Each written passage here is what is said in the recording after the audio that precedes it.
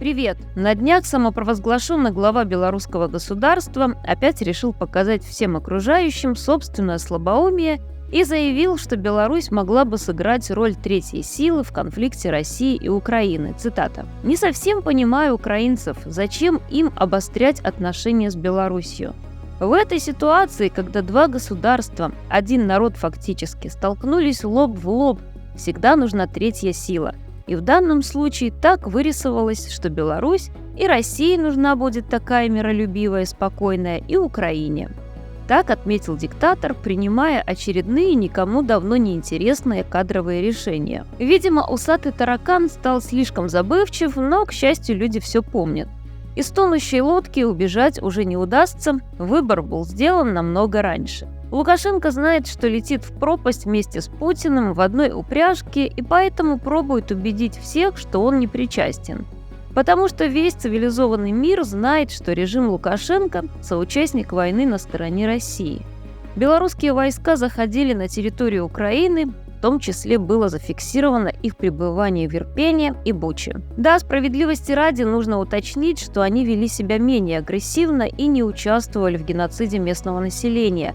Но это абсолютно не оправдывает тот факт, что ВСРБ совместно с войсками РФ вели военные действия с целью оккупации Украины. Соответственно, Лукашенко точно так же, как и Путин, являются военными преступниками и в будущем будут отвечать за свои действия в Гааге. И ответственность будут нести не только за преступления против украинского народа, но и, конечно же, за преступления против собственных людей, которые методически совершаются с момента его прихода к власти.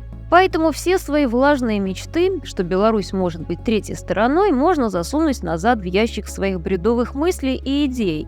Никто больше не подпишет никаких новых Минских соглашений. А вот трибунал обязательно организуют, может, даже в отдельной от Путина судебной комнате, но это если повезет. В России 1 апреля начался весенний призыв в армию. 31 марта Путин подписал соответствующий указ.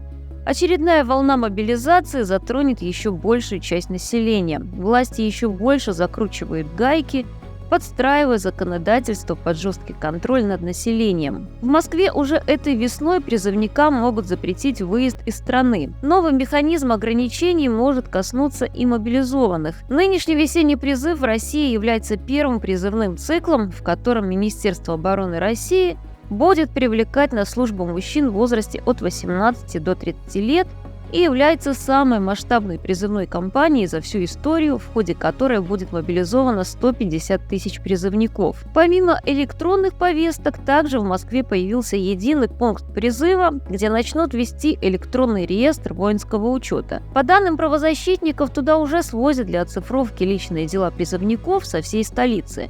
Вероятно, что такая практика в Москве является своеобразным тестом, и вскоре такая же механика будет применена во всей России. Новая волна мобилизации направлена на формирование личного состава для нового наступления. При этом российские города, например, Белгород, Путин защищать не хочет.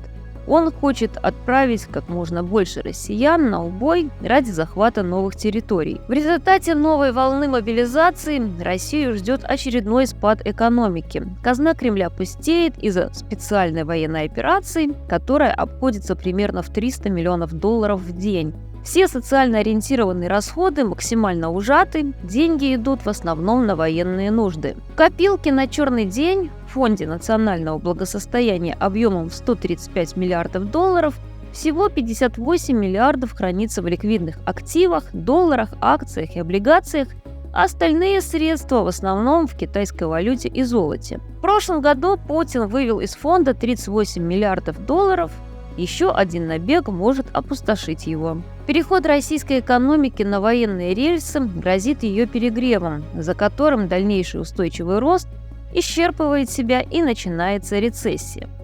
Покрывая колоссальные затраты на войну с помощью финансирования госпредприятий и национализации частных, власти пытаются имитировать рост экономики, за которым последует болезненный спад, еще больше рост цен и инфляция. Продолжение войны истощает Россию и ее народ, и новый срок правления Путина приведет к еще большей деградации и вымиранию мужского населения. Попытка решить вопрос со старением нации, завозом мигрантов проблему не решит.